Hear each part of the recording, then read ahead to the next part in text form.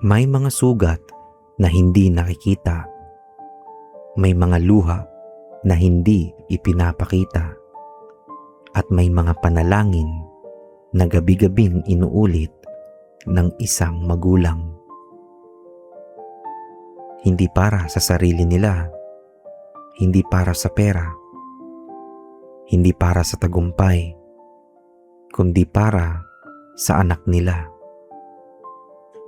Para sa anak na dating masayahin, dating malapit sa pamilya, dating masunurin, pero ngayon parang unti-unti nang lumalayo. Baka may nanonood ngayon na magulang at alam mo mismo ang pakiramdam na ito. Nakikita mong may problema ang anak mo, pero ayaw niyang magsalita. Nakikita mong nasasaktan siya, pero ayaw niyang magpabukas. Nakikita mong naliligaw siya, pero hindi mo alam kung paano siya tutulungan. Minsan, hindi naman masamang bata ang anak natin. Hindi naman siya masamang tao, pero may mga maling tao siyang nakasama. May mga maling desisyon siyang nagawa. May mga sugat siyang hindi niya masabi. May mga laban siyang hindi mo nakikita.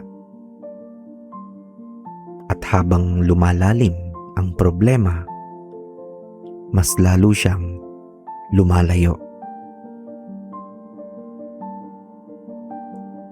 May mga magulang na umiiyak sa gabi.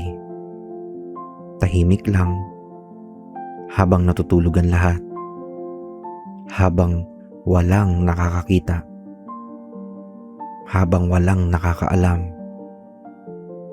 At ang laman ng panalangin nila ay, Lord, ibalik mo ang anak ko. Habang ginagawa ko ang video na ito, napaisip din ako tungkol sa sarili kong mga magulang.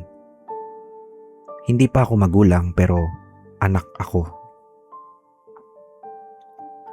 At alam kong may mga pagkakataon sa buhay ko na nag-aalala rin sila. May mga pagkakataon na baka hindi ko nakita ang pag-aalala nila. May mga pagkakataon na baka hindi ko naramdaman kung gaano nila ako kamahal.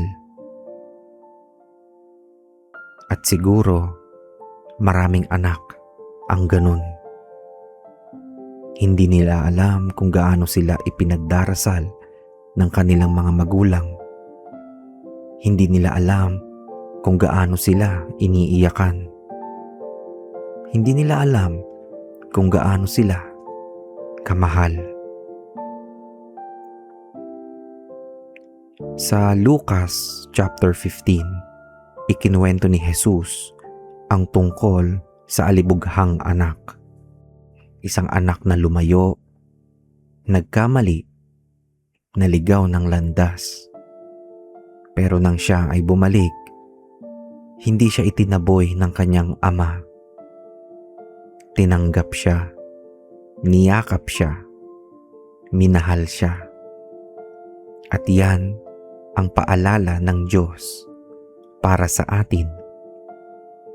May mga taong naliligaw, pero hindi ibig sabihin na wala na silang pag-asa.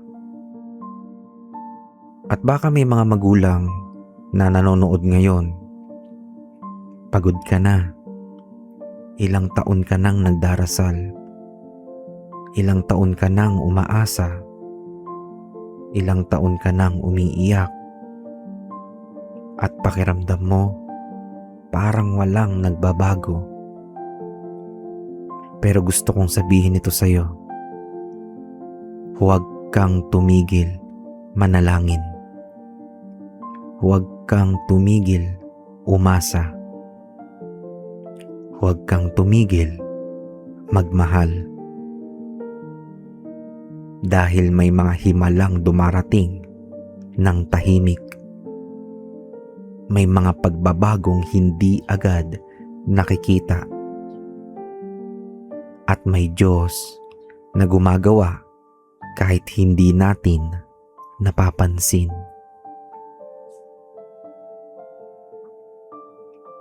Ngayon, gusto kong samahan ka sa isang panalangin. Manalangin tayo. Panginoong Hesus, dinadala ko po sa inyo ang bawat magulang na nanonood ngayon. Lalo na ang mga magulang na may anak na naliligaw ng landas. Ang mga magulang na umiiyak sa gabi. Ang mga magulang na nag-aalala. Ang mga magulang na nawawalan na ng pag-asa. Panginoon, abutin niyo po ang kanilang anak. Nasaan man siya ngayon, anuman ang pinagdaraanan niya, anuman ang mga pagkakamaling nagawa niya. Panginoon, liwanagan niyo po ang kanyang isipan. Hipuin niyo po ang kanyang puso at ilapit niyo po siya sa inyo. Bigyan niyo rin po ng lakas ang kanyang mga magulang. Bigyan niyo po sila ng kapayapaan. Bigyan niyo po sila ng pag-asa. At ipaalala niyo po sa kanila na hindi ninyo nakakalimutan ang kanilang mga panalangin. Maraming salamat po, Panginoon. Sa pangalan ni Jesus. Amen. At bago tayo magtapos, kung mayroon kang anak, apo, pamangkin, o mahal sa buhay na gusto mong ipagdasal, maaari mong isulat ang kanyang pangalan o prayer request sa comments. Ipagdarasal natin sila. At kung may kakilala kang magulang na nangangailangan ng mensaheng ito, maaari mong i-share ang video na ito sa kanya. Maraming salamat sa lahat ng patuloy na sumusuporta sa channel na ito.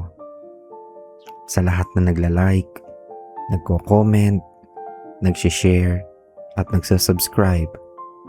Maraming salamat. At tandaan mo, may mga panalangin na hindi agad nasasagot. Pero hindi ibig sabihin na hindi nakikinig ang Diyos. Minsan, habang umiiyak ka, gumagawa na siya ng paraan. Kaya huwag kang tumigil, manalangin. Maraming salamat.